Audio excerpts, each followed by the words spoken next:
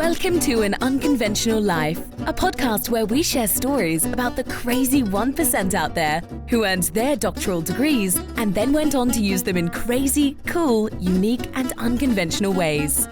Here's your host, astrophysicist turned teacher, author, dissertation coach, and more, Dr. Russell Strickland.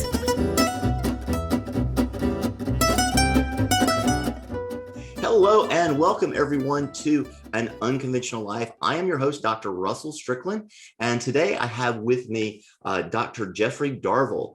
Dr. Darville has 22 years of experience in business and education. He's currently a professor of business at Roche University, and he has spoken internationally. We're going to talk some about that because that sounds super interesting to me. He's also been an employee and consultant for such huge organizations as Verizon, AIG, Alcoa, Sony, Bayer. Really just been around the block and has a lot of wonderful things to share with you folks. Has had an unconventional journey of his own. And so I'm happy to welcome with me on the broadcast today, Dr. Darville. Jeff, welcome. Thank you, Dr. Strickland. I appreciate it. Awesome. I'd like to start off by letting everyone know that today's episode is being brought to you by Dissertation Done. And at Dissertation Done, we help adult doctoral students through the dissertation process. So if you know that you're going to be facing a dissertation in the future, the best thing for you to do to get through this thing safely, effectively, and efficiently is to get some help. And you can reach out to us at dissertationdone.com/done to find out all about that. If you are like most of our students, though, and you are in the fire right now and know that you need help, certainly reach out to us as well, dissertationdone.com/done.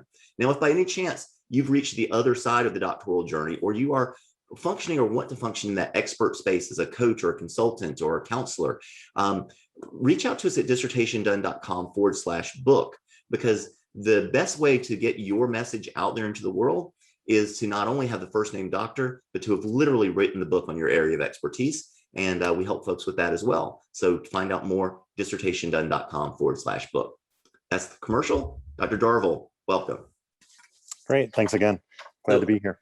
I usually like to start off by asking folks, what started this journey for you? You know, it's a few of us that get these degrees, about 1% of the population, according to the Census Bureau. And so it's an unusual decision for folks to make. What was it that prompted your decision to go get your doctoral degree? Yeah, the way I would describe it would be this: that I had tried the conventional life.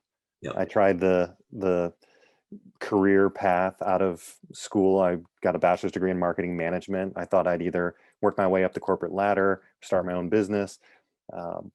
Pretty quickly decided the entrepreneurial path was something I was interested in, but I wanted to learn from other multiple startups, started my own real estate firm while doing consulting. And of course you have bills to pay, and then I'm getting married and I have children on the way. So kind of went back to, the full-time employment with sales jobs, and then started moving into admissions for a for-profit education provider. Okay. And then I did ed tech, so education technology sales for K through 12 in another startup technology company in Pittsburgh. What did you think of the startups? A lot of our folks have had like the big box consulting or other large corporate experience, which I know you've mentioned that you had that as well. Mm-hmm. But what was that startup experience like for you? Yeah, it's kind of interesting because I mentioned my large companies that I had worked with early on, Verizon and Siemens-Westinghouse and Bayer as a consultant. But I was working for a technology company consulting for those businesses. So I got to see, or Verizon Wireless, I was an employee, but for three plus years. But so I did get to see both the inside and the outside game. And, the startups with my dad was a technology CEO, and he had always been kind of an intrapreneur. So within his own businesses, trying to push things and start things, and he had worked for some other smaller companies too. So I had seen the technology business from his perspective. Now I'm more of a power user. I enjoy technology, but I'm not a programmer. Marketing and business operations and management was more my areas of interest. So getting in the startups early on, and even I've continued to work with startup companies, it's something that, you know, I think there's an attraction to being your own boss. Oh yeah. You know, the freedom in some sense that comes from owning your own business. But I always tell people, when you own your own business, that business can also own you. Yeah, you're free to work yourself to death, right? Right. Yeah. So it's a funny thing. I mean, you know, I have experienced these ebbs and flows where, you know, there's sometimes I'm working my brains out and I'm doing stuff for a business. And then you realize that if you don't own the business, you're working for someone else. So then you start feeling like, okay, well, I need to do this on my own. But as for me, I was working on my, you know, a real estate business and other technology businesses. It's, you know, the success rate is relatively low, and only through failure are you going to learn how to succeed. And I think that I've seen businesses fail, my own and others, part of my family business, you know, that struggled, and we, you know, and I think that's just expected in the startup world. If you think you're going to hit a home run the first time at bat, good luck. I just, it's not going to happen. Well, it happens. I mean, unless you're Mark Zuckerberg or somebody. Yeah, right. Zuckerberg and Gates, and you know, there's a few of them. You know the names usually when you get the home runs right at the first at bat. But I think this discussion is really interesting for folks that are listening in, because I know a lot of our folks are either running their own businesses now, or they want to start their own business, and they might not think of it as starting their own business because they're like, oh, I'm just going to be a coach, or I'm going to be a consultant or something like that. But newsflash, Yes. That's you running your own business. Absolutely. Being a PhD in many ways is your own business. That's essentially what the academic world is like, because you're writing books, intellectual property. Most high-paid PhDs, doctors, professors, or whomever, whether you're researching, you know, research scientists, you know, it's your intellectual property that really makes your money. If you can get a salary from a university or from a business, that's great. But if a patent or a book, those are the things that are, you know, going to separate you and give you a path. Maybe the book royalties, you know, you could get a New York Times bestseller, but even the idea of having a book that you've written is a pathway to consulting and training and other forms of income beyond the conventional W-2. That's exactly what we focus on with our Expand Your Authority program here. For those on YouTube, it's right behind me. The whole idea there is writing a book is like the best business card ever. A lot of folks will not read your book, but the fact that you've written the book means that they'll want to call you up. And when I was first kind of starting doing these sorts of things, I read an author extensively who's a consultant and professional speaker, and he said it took him a while to get used to the fact that companies, you know, people in companies would pay him $10 for his book, and then they would turn around and pay him $10,000 to read it to them, which is how he characterized his consulting work. Exactly. Like, right. Put it all in the book. From an It's intellectual right there. standpoint, you have thought through these issues in more depth than anyone else. If you've written that book, you know, you could maybe name a dozen people that you would consider as experts in that particular area generally. Now, again, maybe depending on the topics of the book and what the niche is, you could say that there may be 100 or so people, but it's, you know, the group of 1% as a PhD has been narrowed to your specific area. And this is just true in life. You know, we say with PhD, you know, you learn more and more about less and less, a smaller area, deeper. Right. But that doesn't have to be the case. That is often for traditional PhDs. That's what happens is you drill in, you drill in, you drill in. One of the things that I've noticed, a lot of our guests tend to indicate that the best thing they got out of being a PhD is learning how to learn, like really learning how to learn, so that you can become an expert on anything fairly quickly because you have the tools to create that. To be an absolute world-class expert, it requires that you do that traditional thing of drilling down very, very deep. But to stand right next to that absolute expert so that only 5 or 10 people in the world could tell the difference between you two, that's actually relatively easy for a PhD to do if they want. Yeah. And I think that's just the choice. You have to choose at some point what your PhD topic is, you know, what your book is going to be about, what the thesis of this book is, if you will, and the title. You begin marketing yourself and branding yourself according to the areas that you choose to focus on. And you can't focus on everything. I mean, you could focus on multiple things over time, but at some point you become known as the dissertation done.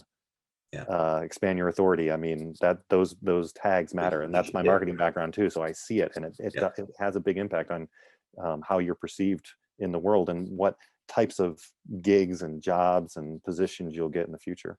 100%. And when you mention in there with gigs, jobs, and positions, important for folks to understand that we're not just talking to entrepreneurs here, because again, if you are functioning at a high level in your career with or without a PhD, but particularly with a PhD, when you're functioning at that level, you are effectively, a hired gun at this point, whether you are internal or external. We've talked to folks on the podcast before about how many times people switch careers these days, not just jobs, but careers.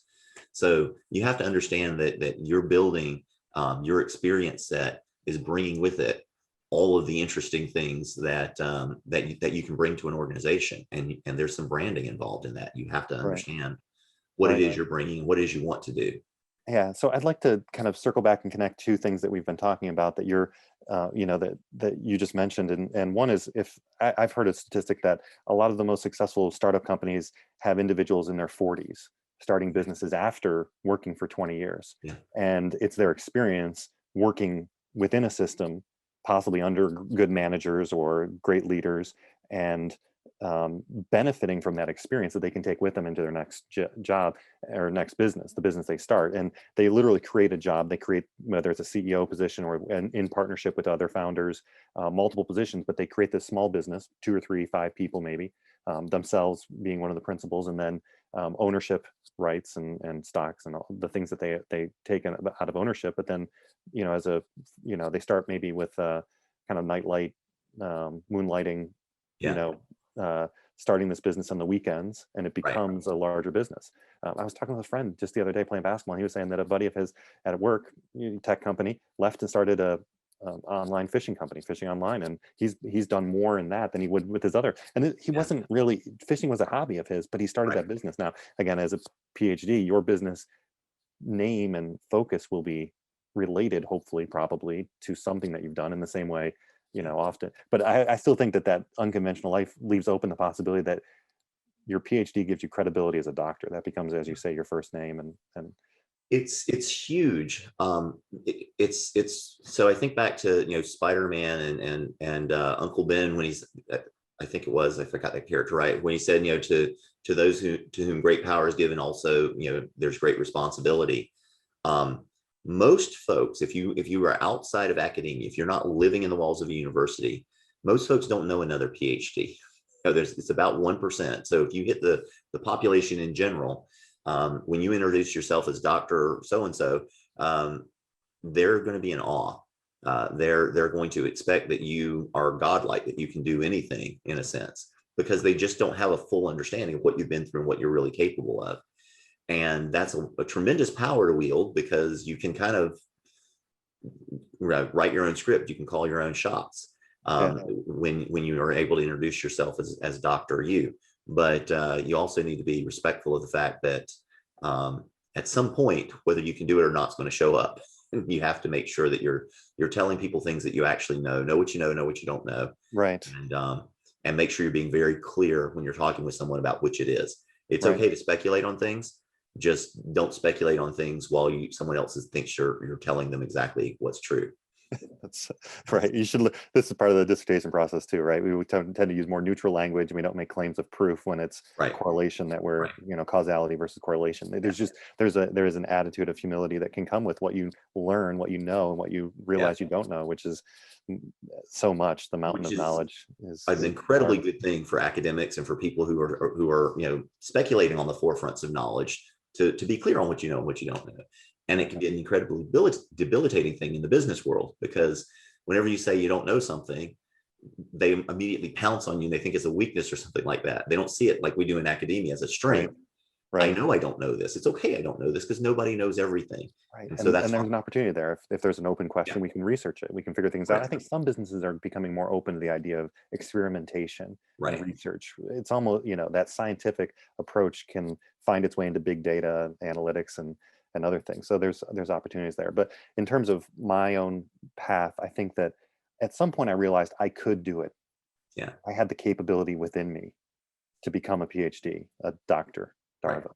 I knew it. And it felt like I was leaving something on the table if I didn't pursue it. I think it's really the desire to do it more than anything. There are probably some people who it's virtually impossible. Like you're probably not going to be able to get there in the time you have left on Earth. There are probably some of those people, but I think that they're much, much fewer than most people would think. I think that the PhD is a lot of persistence and certainly some intelligence, and intelligence and smarts helps a lot. But I think it's much less of a requisite than many people would think. I've seen some people who I don't think are smart, but they know their stuff and Right. they worked really, really hard and they earned that degree. Right. And then on the flip side, you might have somebody who's a genius and they're not PhD material because They can't focus. they're They too can't. unconventional in some sense. And Yeah, I've seen they can't I've met sit there and get PhDs who done. can hardly, unfortunately, manage their own life, and that's a sad thing because they were so interested in that topic. I mean, this is like a chemical engineering or biochemistry or astrophysics, and kind of that way of, and I'm not referring to anything, but there's somebody, mathematician, they could be so interested in that particular area. For me personally, I tend to have a broader base, and I appreciate that about myself, but there was an academic thread to my life where I kept coming back to, I enjoyed learning in my bachelor's degree, not just getting A's. Yeah. Then in the master's degree, I realized I loved writing and I could get the top grades based on both my ability to synthesize and integrate information and explain it in papers, and that became a strength of mine. And then in the PhD, there was that challenge of statistics, and I'm not a mathematician, but I could do it.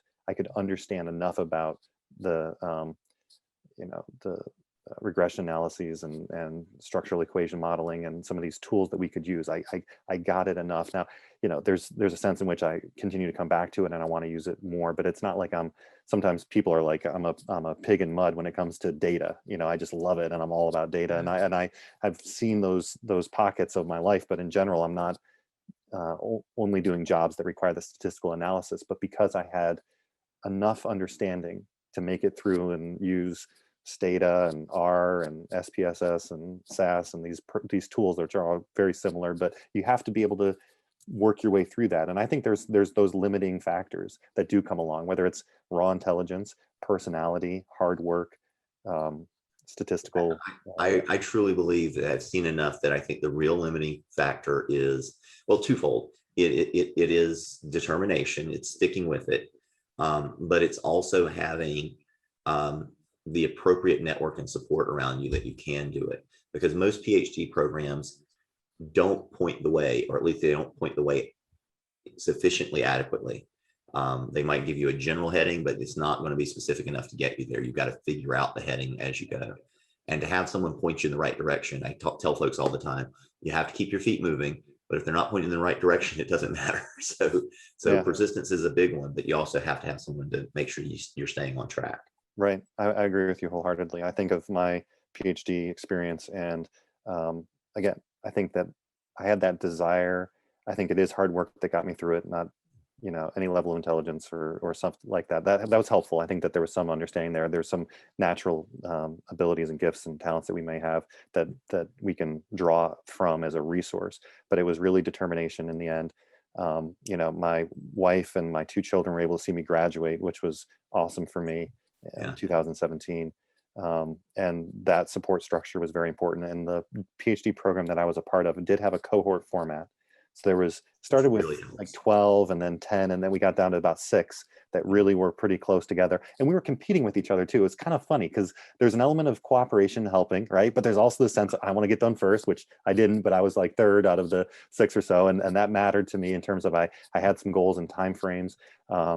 You've talked in your life and in your own career about the challenges of dealing with an advisor issues. Your advisor in your first PhD graduate program, I got, passed away unexpectedly. Mine had moved to India. So he was from India and moved back to India for about 6 months, and fortunately returned to the United States for about to finish my PhD, because I was stuck and I was going, okay, I'm going to have to find a new advisor. So I literally was kind of in hold for 6 months. He was still kind of helping me, we tried, and I had stuff I needed to do, and I was shifting to another professor there who could step in as my advisor. And then he decided to come back, and I was thankful because picking up with a new advisor can be a real slog, and you can be stuck with a lot of things. But we had a pretty good system in place as a program with the cohort, and the way that they had structured the program, 3 years of coursework and then like 3 years of dissertation work, which is still substantial, but it was structured early on that this is where we're going towards a dissertation. So we're doing research methods, we're doing dissertation seminars, we're doing statistics to build up to scaffolding you into the dissertation phase. And it's really good when programs do that, because a lot of programs, it really seems like a sink or swim swimming test, and no one comes out of the womb knowing how to write a dissertation. People say no one comes out of the womb knowing how to walk, but that's sort of innate. I think that if you kept people away from other people, most people would probably learn how to walk without a significant delay. Maybe they're learning how to walk at 2, 3, 4 years old instead of 1 or 2 years old. But I bet you they'd pick up how to walk fairly soon without other people around to show them. They would never pick up how to write a dissertation without somebody else to show them. It's a foreign language. It's a foreign process. It's an arbitrary thing. It was a made-up thing. So, learning how to do it is a learned skill entirely, not innate. But to have a program that sort of helps you in that scaffolding, like you said, is really is a great thing. And that cohort structure is also really good. And that's something I always advise folks, whether you come to get my help or you want to get it from somewhere else, have a network around you. If it's a cohort where people are going through it at the same time, awesome. If it's other folks who've been through it before, and you can call on them from time to time to help you out, to just keep you going psychologically, to actually answer some questions so that you can keep going operationally, whatever it is. I sincerely don't know of anyone who sat down to write the dedication page at the end of their dissertation, when they're finishing up, and drew a blank, I don't know who to thank for this. Everyone had to rely on someone somewhere down the road. Yeah, and I think you mentioned how we don't typically meet other PhDs, and I think going to my master's degree and talking with some of my professors there, like Dr. Jim Dittmar and John Stalwart, and then Bruce Bickle I met, and these other men and women that were teaching, Dr. Steve Catt and Patricia Carr, and then I was working with Mark DeSantis, who's an entrepreneur in Pittsburgh, and he had a PhD. So these are some people that I talked with and started advising me along the way. And I think that with the master's degree, I also did that personality assessment, and I did some career assessment with a consultant, an HR consultant, that was really helpful. And those affirmed in me those things that I was pursuing in the PhD. That's part of the reason why I think, like I said, I was leaving something on the table if I didn't pursue it, that I could do it, and I had. Tell me a little bit more about that. Where did you get to that point of thinking that this is something that you want to do? I know we've been talking about the PhD process for a while, but let's circle back just a little bit. And what was that decision point for you? What made you take that plunge? I think that I graduated in 2000. In 2001, 9/11 hits. 2000, there was an internet bubble. So early on in my career, and Dan Pink wrote a book called When, where he discussed kind of the timing of major economic events, 2008, 2009, the financial crisis. If my first decade of career included some major financial and economic earthquake, tremors, and events that shook me and other people, I started seeing, okay, by 2010, I'll be better off pursuing a PhD and creating that unconventional life around my own ability to teach and do other things related to that academic credentials, the qualifications and terminal degree that I needed if I was going to invest in something, rather than investing in businesses, I decided to start investing in myself, rather than investing in a career, which I had hit some roadblocks. I wasn't going to, and I decided I didn't really want to be CEO. That wasn't in the cards for me. It wasn't something I was really interested in. Even personality wise, I'm more of an architect and a navigator than someone who sets the vision and direction. Yeah, the power of management administration. That's something I think about in terms of leadership as influence rather than power and authority. So I was more oriented towards the influence side of things, and that meant the academic side was more helpful as an advisor. I could be a trusted advisor for people. Yeah. So, what So that was the arc that you were going to pursue. Tell us, after you graduated, after you got through the process, what sort of opportunities did that start to bring to you? I know that you mentioned you did some traveling, which is always fun. Yeah, I mean, so it's kind of interesting because I think early in my life, again, that's those first 10 years of my career, I had this dream in my mind of being able to travel more, and between job and life and career and family, it just didn't happen. And part of it was I didn't just want to visit Europe for a week and do the taste of Europe and see the Sistine Chapel and Right. you know, the Louvre or whatever, and you know, the Westminster Abbey or whoever, you know, these, like, just going to these places which were interesting, you know, to go to, and that would be fun. And you know, I did more, you know, the travel around the United States and the Mhm. islands and whatnot just for vacations. But it was like, if I was going to go someplace, I really wanted to live there Yeah. so I could be a part of the culture and learn, you know, maybe a little bit of the language, which is always difficult, especially. So for me, getting that PhD in 2017 presented the opportunity. Okay, where's the next position? Where's my appointment going to be? And I looked at a few different teaching positions in the United States. Um, One was going to be in a more remote area, and it felt like, between my wife and I talking about this, not the right opportunity for me. Mhm. It felt too far away from family. Not that Dubai. So I ended up going to Dubai, which is the other side of the planet. Much 15. closer, right? Yeah. Well, yeah, exactly. It was. Yeah. Um, my mother-in-law did come to visit us for a week or a couple of weeks, and I had some friends come and visit. So there was, you know, it's the the fact that the world's so small, I guess, meant that it wasn't. But the fact that it was also in a large city, a cosmopolitan area with a lot of opportunity and many things going on, it was almost more uh, a attractive opportunity to go on the other side of the world, live in Dubai for a few years, and come back to the United States with that experience, than kind of trying to set up roots in an area of the country that I wasn't fully bought into or intending to go.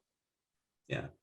No, that makes a lot of sense. And to experience that different culture is amazing. I've not lived overseas for that length of time, but I know when I've gone to visit for weeks at a time, it's always interesting how initially you feel like a tourist, but after, it doesn't take very long before you start to notice some of the smaller things, which I've really enjoyed.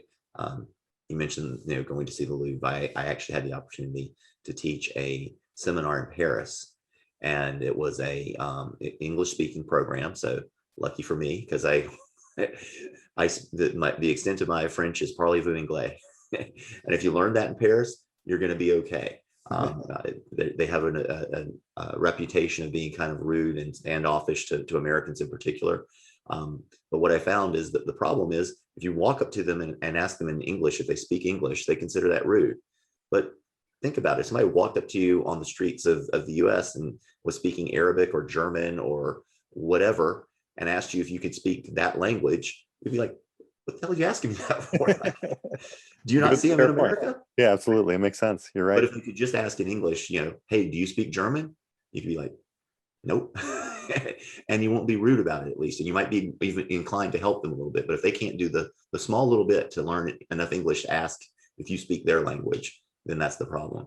Right. So I actually found that was part of my cultural experience in Paris, is how helpful everyone actually was.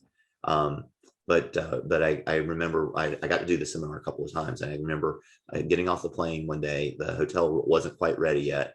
So I walked down the street, set up my laptop and my little hotspot outside of Notre Dame Cathedral. And this was before it caught fire. I don't know what it looks like now, but and just sat there in the shadows of this huge and historic place, typing out emails. And it was surreal to be able to do something like that. It was just amazing Yeah. that I'd been home, like, you know, 12 hours prior to that or something.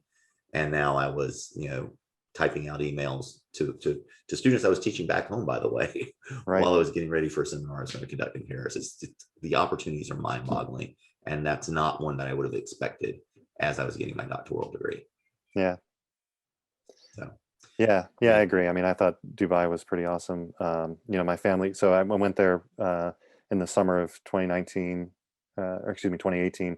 My family got to come visit me. We got to, you know, go to the top of the Burj Khalifa, do a safari in the desert, and you know, had other friends that were living in Ras Al Khaimah. What is a safari in the desert? So they do these different trips. So one, it's the Nissan Prada or the Toyota Land Rover, or the they're dune buggy vehicles or four-wheel drive vehicles that you get to go in the desert. So they have spots where they know that for the most part, you can find your way out there, and they'll kind of have a path.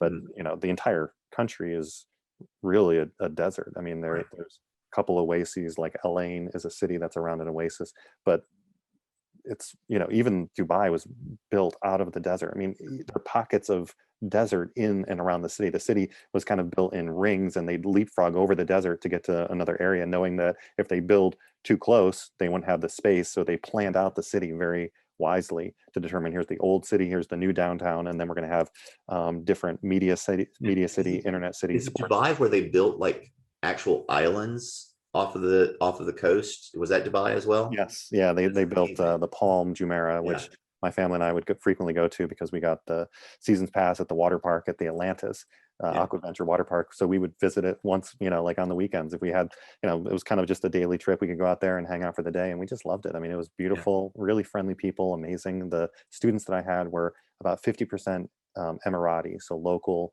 UAE Emirati students, and then other Arab students, and some from from Arab countries, Gulf countries, and then and that was not a bay or anything, right? Like that was literally the Persian Gulf that they built these islands in, isn't it? Right. Yes. Yeah, amazing. So for folks that don't know, they literally trucked in earth and sand and whatnot, and just kept dumping it offshore in a very controlled way, right, until they had islands that they have built permanent structures on. Yes. Yeah. They built a ridge around it. Look at it from the aerial shot. It's the palm. That's the shape of the island, because they built the island. It's not a real natural island at all. Yeah, they built another series of islands that were meant to be the world. They were kind of shaped like countries and continents, but they were off, they weren't to scale or anything, but they were, and that's functional. And there's pockets, there's some of those islands you're able to go to it, and they have some really nice houses out there. But then they also built another even larger palm that is unfinished and may not ever be finished. It kind of, stalled out. So there was a couple projects. Once you start that project, and Dubai is known for these large projects, major investments, and future-oriented views of the city. Their government is very future-oriented. They have, self-service and auto, bought, vehicles there, or transportation, the RTA, getting a license. Just everything is very tied into technology and big data, and a lot of. I really wish that we could get back to that in this country. I think that arguably the two best things that we've done in the past century or so were deciding to get involved in World War II, instead of sticking that one out. We got kind of forced into that by Japan in a way. So it's not like we can just say that we raised our hand and volunteered completely, but we did more than we necessarily sort of had to, and that was great. And it shaped the future of the world for sure. And then I think so that was one of the big ones. That might have been the big one, but the next one was the Apollo program, and looking forward to the future. And certainly historians that know a lot more about this than I do might think that it was really a whole lot of political infighting, and it was much more petty than we like to think in hindsight. But I still think that the message that they put out there about looking forward to the future and doing this big thing was really, really important. It spurred a lot lot of technology. It just created a wave of scientists. People were inspired. Some great stuff that we wouldn't have before. Well, it wasn't all good, right? I'm joking, but I'm serious. Satellite technology, the things that the space program has done, and the aspirational nature of it. I mean, I really enjoyed that one series. Quite possibly the single biggest invention that came out of that time was Velcro. Okay, sure. That was a I like the way people were still talking about in the 80s and 90s, and even more recently, I think, space age technology. That stuff's like 40 and 60 years old now, right? But they still talk about it as space age technology, like it's the latest thing. But Velcro was one of those, and people, it's ubiquitous now. Yeah, and the computer systems that were used, the miniaturization, trying to get smaller and smaller and more powerful computer systems. Yeah, it's amazing. Oh, yeah, I remember when I was in high school and learning about the space program, and how they were talking about, my TI calculator, graphing calculator, was so much more powerful than what they flew to the moon on. And to think about what my iPhone has these days, I mean, there is no reason why we're not doing more. There's no reason why we're not doing more. We have the technology as they would say for the $6 million man. We have the technology, so we need to use it. Right. But that's the thing. We just need to, as a people, be more inspired. And visionary. There's a visionary aspect of the leadership that is included there, and that's something that I've really seen in my own life and career. And that idea of leadership being more visionary and aspirational and goal oriented and results driven. I think that's kind of my kinetic leadership theory, is that leaders who can make good decisions and produce results and take action are the kinds of leaders that most organizations need. You don't have an organization with leaders that sit back and are responsive and reactionary to everything that's going on. You need to be proactive and take initiative as a leader. And that's that kinetic side, the energy side of leadership that we input into the system. Leaders can affect the system by inputting energy, our own heart and soul into that organization. It's the only thing that affects it. I don't remember the quote, but there's some quote to the effect of, people think that folks that think they can change the world are crazy, but those are the only people that actually do change the world. Is when you're crazy enough to actually have a vision, go out there and try to do it. Sounds like the Apple, Steve Jobs, the crazy ones, the think differently campaign. Absolutely. As we're recording this, recently, Elon Musk was on Saturday Night Live, and he had one little throwaway line he had in there. It's like, hey, I electrified cars, and I'm wanting to turn humanity into a spacefaring society and send people to Mars. I think those are pretty, lofty goals, pretty worthwhile goals.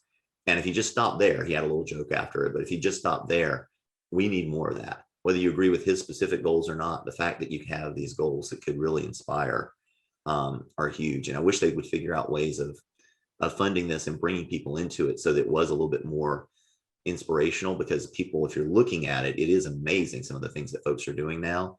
But then you get all of the snide people commenting on how people are going to spend $1 million to go fly on one of Elon Musk's spaceships or something like that. Like, it's not just so that they could say that they did this fun, cool thing. It's they're funding, something that can be beneficial to all of us. And we don't know how it'll be beneficial, but it almost certainly will, just like the Apollo program was way back when. Right. So, well, tell me a little bit more about, some of the things that you've been doing since getting on this doctoral journey. You mentioned the getting to move to another country, go halfway around the world and living in that culture. What did you bring back from that, and how's the doctoral journey progressed for you since then? Yeah, so I got to serve on a accreditation committee for the AACSB, the business the top business school accreditation program, which the university was pursuing. And that was really helpful to see the kind of internal workings of a school, but also gain that experience for myself to be able to help other universities go through that same process. So the assurance of learning and the standards that are required and the level of integration between the faculty and the staff and that type of work is really interesting to me. SACS accreditation too, Southern Association of Colleges and Schools, which is similar to the Middle States, but SACS is really the only international accrediting body group in the United States that accredits international universities. Where do they go internationally? Because I know they're in our area. I'm in North Carolina, so. Right. So they physically are located within the United States as a regional accrediting body, but they're the only regional accrediting association that accredits schools internationally. So they're a US-based regional accrediting body, but they will accept accreditation from foreign universities in other countries. So it's just their policy. Other middle states and Northeastern and WACS, Western, they don't accredit international schools, but SACS does. So I was able to kind of go through that program, which was interesting. And they're similar. A lot of the accreditation bodies are very similar. Yeah, that is interesting. It seems like there's a need for that. I don't know how we're going to do that, worldwide, but when I was at the University of Chicago, we had so many foreign students that would come in, and I got to see a little bit of what they would do to try to figure out, like, what is this guy? When he's coming in, does he belong in our program? Does he not belong in our program? Because if you're coming from China or you're coming from Russia or somewhere else like that, things don't line up very well. So some educational systems don't look at all like ours, and we got to figure out how they plug into our graduate programs. We do have so many foreign nationals who are graduate students here, which I think is a good thing. But it is always a sort of a difficult one-off process to figure out what extent they belong in one of our programs.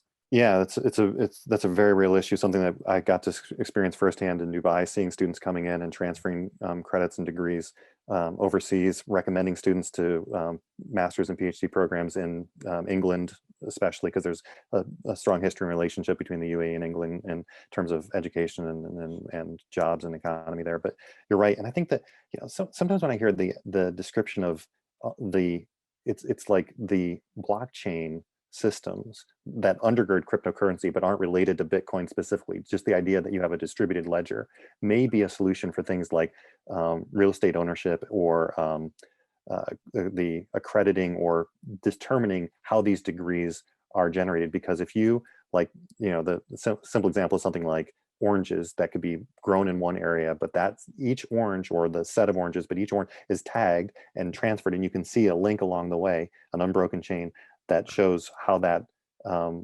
set of oranges made it to your country.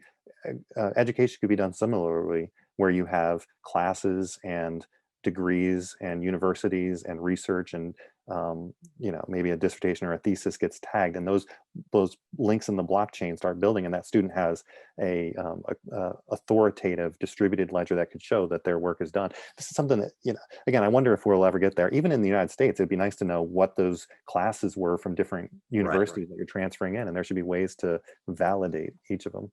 So, and that becomes a huge future ideas for other people to pursue. it becomes a huge data issue, but also an authentication issue, because Yes. I know a little bit about blockchain and how it works, but not enough to talk intelligently about it. The question I have is, though, who's authorizing the authorizers? Someone says he completed this class, or someone says this is what this class is.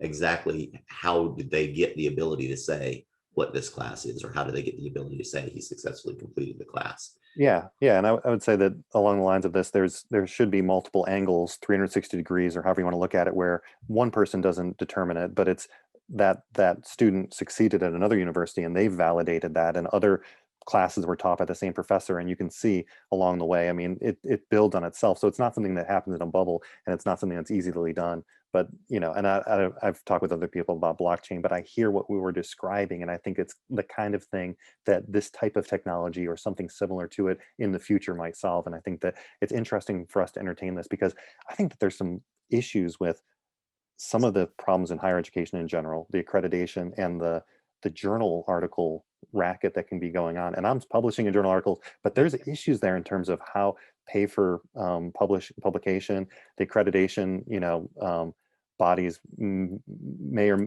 they're kind of like extra governmental in some ways, like they're related to the Department of Education. It's like Fannie and Freddie Mac, Fannie Mae and Freddie Mac.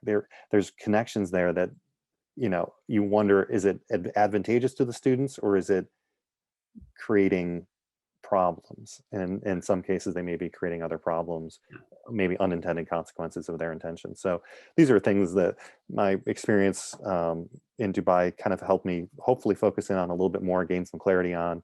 I got to travel to Istanbul, Turkey, keynote a conference there, which was a lot of fun, and also seeing the city, Hagia Sophia and others there, really kind of sparked an interest in some of the history of the region in a way that was different than UAE, because that's a country that was founded in 1971 by Sheikh Zayed, and they're very modern and really a very open and democratic, liberal in the classical, the liberal sense of the word, meaning open to a lot of people. Very, it's not as restrictive. I think they even have loosened up some of the maybe cultural issues that some people were familiar with in terms of the integration of Islam and European cultures, and they're very open to many different cultures and religions and perspectives there that I think was very appealing.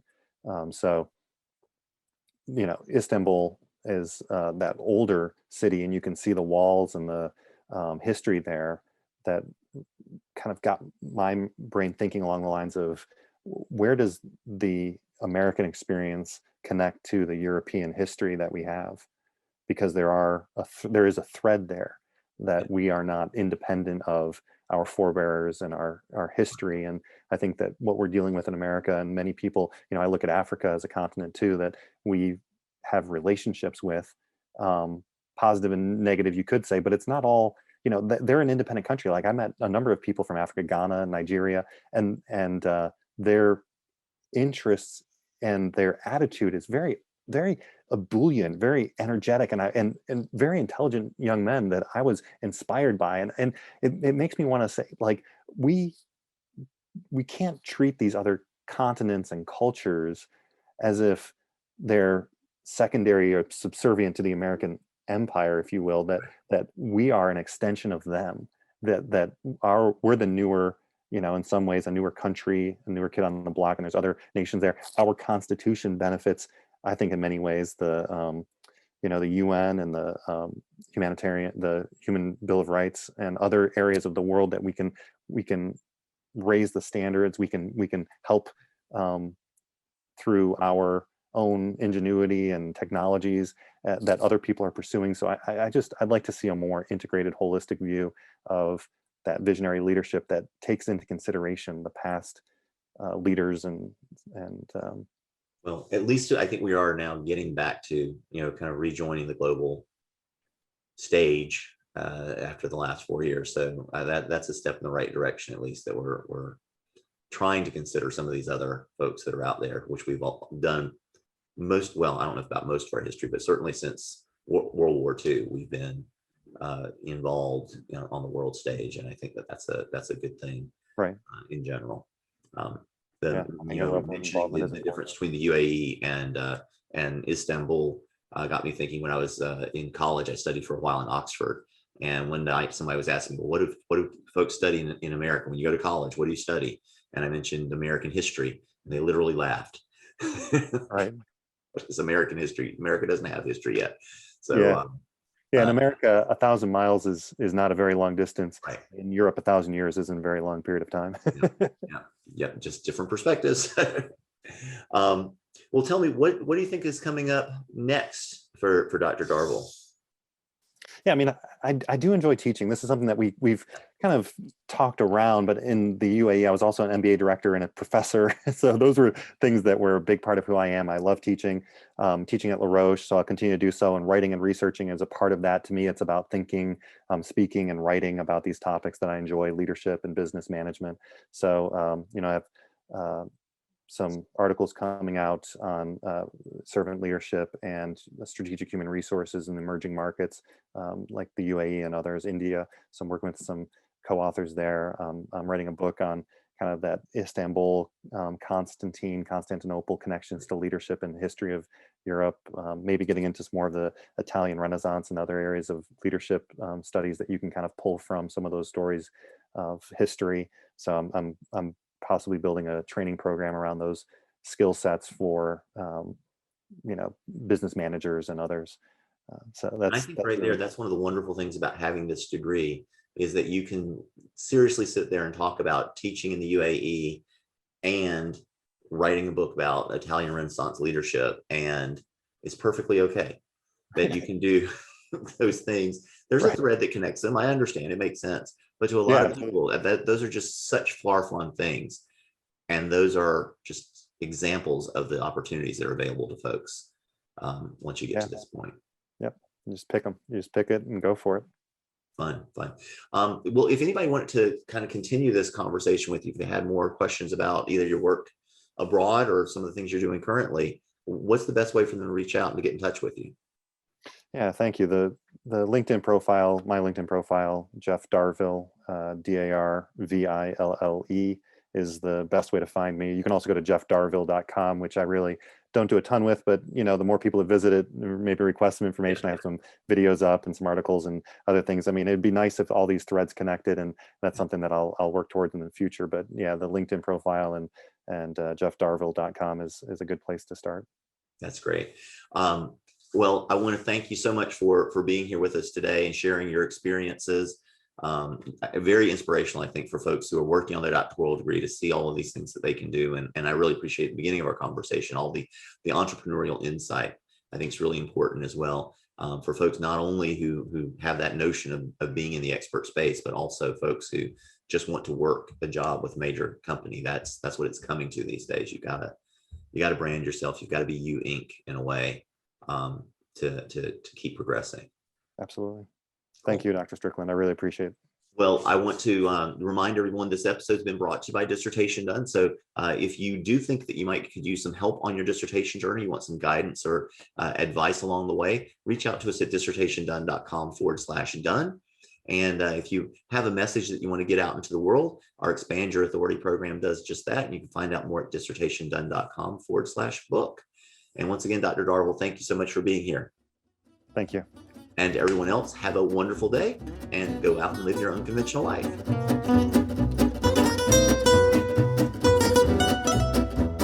This has been An Unconventional Life. Thanks for listening. If you enjoyed today's episode, subscribe now to keep getting inspirational stories of unconventional lives as soon as they're released. Until then, go out and live your best unconventional life.